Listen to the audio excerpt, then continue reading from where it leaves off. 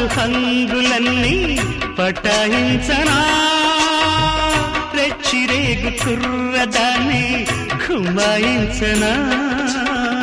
పరువమ్మ పరుపుల పరమటగా వయసున సరసము సులుబటగా తదిగిణతో మొదలెడదా